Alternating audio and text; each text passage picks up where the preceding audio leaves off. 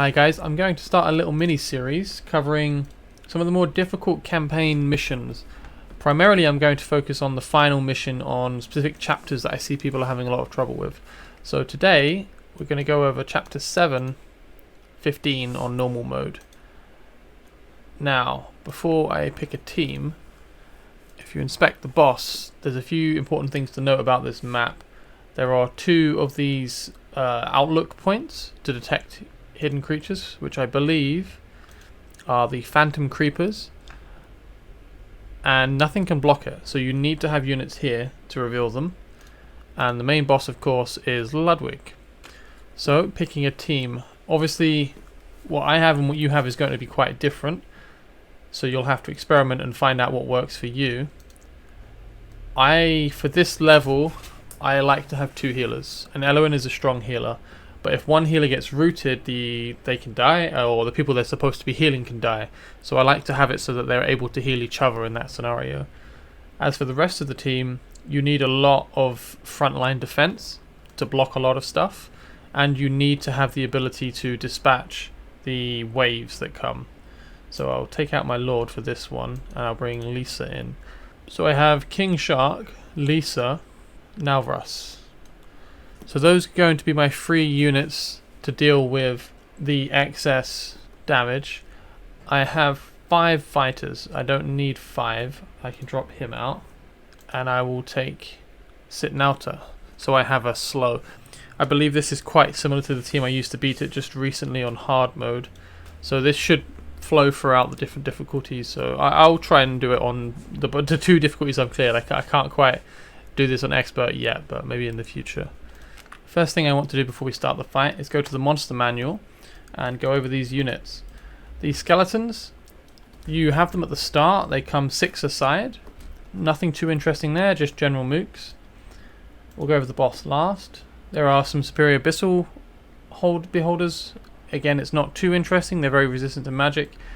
The other units are the more interesting ones. So let's discuss the phantom creeper. These units are sheltered by mist and cannot be seen. And even when you reveal them by standing on one of the 2 eyes, this one here and this one here, and revealing the adjacent tiles, even when you reveal them, they will still walk through, as nothing can block it. So what this means is you need to have units on these eyes to reveal the units, to reveal the phantom creepers, and then you need to kill them while they're within this range. And if anyone dies on these tiles, the outwatch tiles, then they will go back to being invisible, and you can't target them. Either way, you can't block them, so you need the damage to kill them. So they are one of the trickier parts of the level. Some of the other difficulties are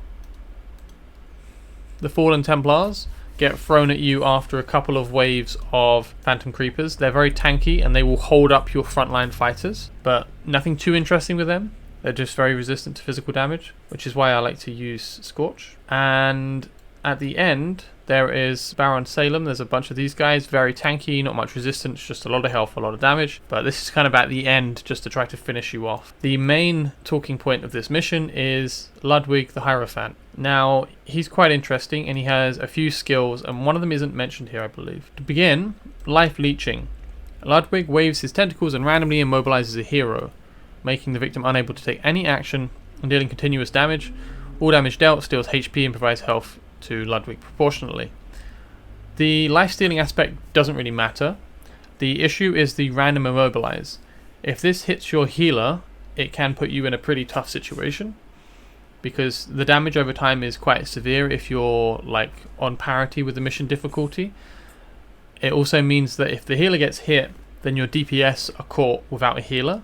So in my opinion, the worst case scenario is it lands on a healer. I don't know of any way of mitigating that. It's RNG. You just want to make sure, if you have abilities to fire off for defense, if you can anticipate this coming, sometimes it's worth using one in advance. You can break the life leeching tentacles that ensnare your characters. Sometimes I will use Shark King's ultimate as a way to instantly break them, though often I prefer to just try to heal through it, especially if it's not on the healer, but sometimes it's worth considering. It's an option. Abyssal Touch happens around halfway through the missions. Tentacles appear and they kind of slam onto the deck. That is painful, but I didn't really account for that in my strategy. I was just ready to replace units with the surplus I had left. The Abyssal Breath, I believe, is when he raises his staff and slams it down, and it's a big damage. So there is a forecast where he raises his staff. I'll mention it later when it happens. And when he slams it down, there is a big wave of damage that hits every unit. So you want to be topped off. And when you see the forecast that he's holding his staff in the air, if you have any ultimates from healers to help top everyone up or to give them a shield, that's the time I use it. The other thing that Ludwig does, which I think is very, very important, is he will periodically shoot a small blue wisp ball of energy at the last unit you have placed, and the damage is quite high and it's quite consistent, so you want to make sure that you never place a squishy damage dealer and leave them out for a long time without putting someone else. So often I'll wait until my cost point is high enough that I can drop that damage dealer and then followed up by either a tankier damage dealer. For example, my Shark King is 6-star, so I will put down like a Lisa or a Sitnauta and then a Shark King, and the Shark King will be within 2 healers range. Or I will wait until I can drop a sequence of units and then a defender, to make sure that they can eat those attacks without dying. But that is the general skill overview of the characters. It's mostly on Ludwig and Phantom Creeper that we are going to be talking about and concerned about. So when you start this mission, you'll have to sit through this cinematic, whether you restart it or start it fresh. Unfortunately, just adds a little bit of padding to your time, but that's okay. To start, I pretty much always throw down Salazar, just because there are 6 skeletons on the left, 6 on the right. Salazar is not as tanky as my other units, but he does a lot of damage. So by himself he can sweep up. Something else to note, if you look now at the boss, this is a big shockwave that will eviscerate people. So when he holds his staff in the air, be careful for it. And these little blue wisps that you see firing right there, that is targeted at the last placed unit. This is normal mode and I am a bit stronger than this, so you have to be a lot faster than I was just then. When I did this on hard mode, those attacks were eviscerating my players. I like to use Scorch on the right. It's magic damage, which is, I believe, good against these skeletons. Okay, they're equally low resistance, but it is AoE damage, so I stick him at the back here. And there's 2 reasons I like to do this. The first, it allows me to put someone else in front in future. Well, there's a few reasons even. The second, it's AoE damage, so if enemies are stacked in front of him, Scorch can help add damage to them. And the third, and I think this is going to be very important for you if your team is weaker, it allows you to put down your tank later in the turn order, so you can hopefully get out someone covering the right panel, or at least the healer, and then drop your tank down. So those blue wisps we mentioned earlier, you want them to go on your tank, because if they go on someone squishy, or if they go on a healer and then the boss does the shockwave attack, it can just wipe them out. So you really want that to hit someone who can actually withstand it. And you see he's channeling his staff. This is a shockwave I meant. So if right now this could probably be a wipe if I was a weaker characters, but at the moment I can hold back a bit to get units down. So I like to, if I can remember, put Lisa a cross shot so she can spray with her ult for when, so I want to make sure I have the names right. So she can shoot the Phantom Creepers, these guys, when they start to cross. I do need to support him now. So I'll drop down Lisa. Now she'll be the next target, but I need to heal, so I'll put down my second healer, Vortex. Now Lisa's been rooted, but Vortex can cover. So these 2 units, as far as I'm concerned, are perfectly safe now. Vortex is within Eloin's healing range, so even though he's going to get blasted by the boss, he'll be getting heals from Eloin and himself, and if one of them get rooted, the other one can heal them. So now everyone is covered in heals, and the healers are covered twice, which is quite important for my strategy. Now I have 3 deployments left. I want to get down Salavic, I want to get down Shark King, and I want to get down Sitnauta. Ooh, or do I? Nalvras. Let's go with that. So I put Shark King like this, because his ult can then hit the boss, but also if I'm in a bad situation with the Phantom Creepers, Shark King's ult can wipe out the lane if I leave it to the last second. And also, it's great because these tentacles you need to destroy, and these 2, Lisa and Shark King, are covering the center really well. So Vortex should be fine, Scorch should be fine, Salazar should be fine, and that's quite nice and important to free up.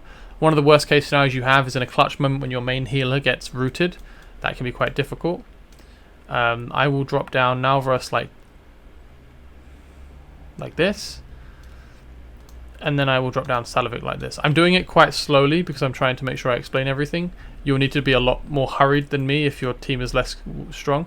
So in this scenario, I like to use Vortex's ult because it increases his healing amount, and when activated, it heals everyone by 10%, but the over-healing is turned into a damage-absorbing shield. So it's a really good way to mitigate against that attack in advance of it coming. I'm killing the boss a lot faster than I did on hard mode, and if you're just on normal mode, then you won't be killing it this fast either. It's something to consider. In future, I will try and build a more realistic team. I will fuse Aswan, and I will build my Lightlock. I do tend to use Livania. Before I got Salovic, I used Livania at the front, so I probably should have done that for this guide, but he didn't do a lot so far, so you can mostly ignore that. So this is basically how my team functions on this. I will do the hard mode as well. Then you can see like for like, because it will be more similar to my power level, and you will see the timing I had to do things at. I think we can run the auto and I can slow it down, because otherwise I'm going to make mistakes. But the general strategy is exactly the same. Healers covering each other, have someone at the back here to flank the strongest tank, and surround the rest so that you've got your outpost so you can reveal these guys. There's definitely different ways of doing it. I could have faced Lisa the other way, but I found it was a lot more unreliable that way. At least with this, if things start to go bad, I can ult and I can hit both sides. And Salazar's ult can also reach this side, and Shark King can ult and he'll reach, and Nalvarus will hit this side, but his ult has a bit bigger reach, so he can hit a tiny bit. It's not great.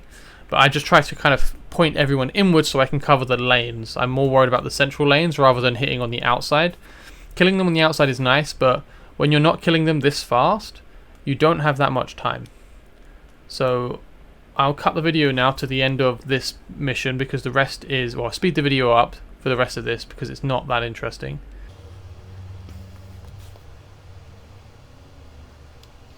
Cool. So yeah, the strategy is pretty simple, but I'd like to give you a more accurate representation of where your gear level might be at.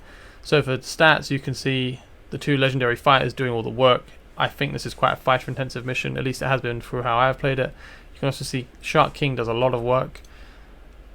And sweet. So I will now show you my run on hard mode, which I think I only just achieved last night. Yeah. So this is very recent for me, and I'm going to alter it because then I can talk over it. There is a 30% stat padding on this, but I did it last night, so the placement, timing, and ults are exact. I can't slow down speed. Okay, so again, Salazar goes down first, Elwin comes up after. You can see the amount of damage I'm taking is a lot higher, but so far so good.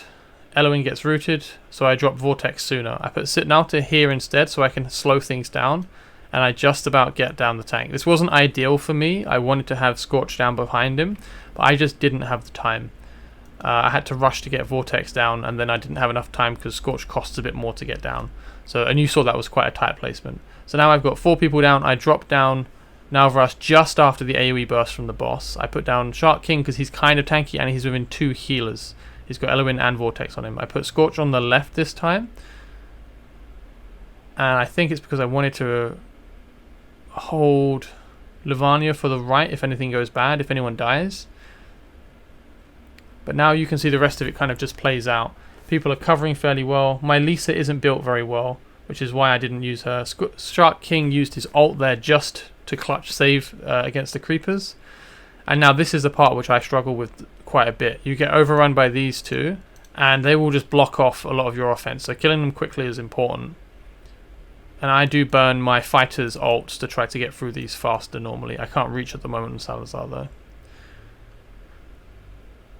So now I got hit by another ult, but the healing's enough. Sitnauta slows down the wave.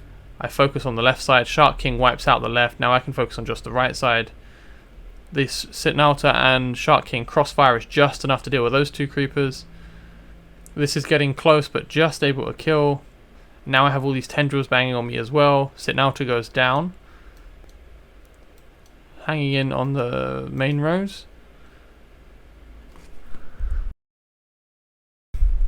I replaced with Zealous.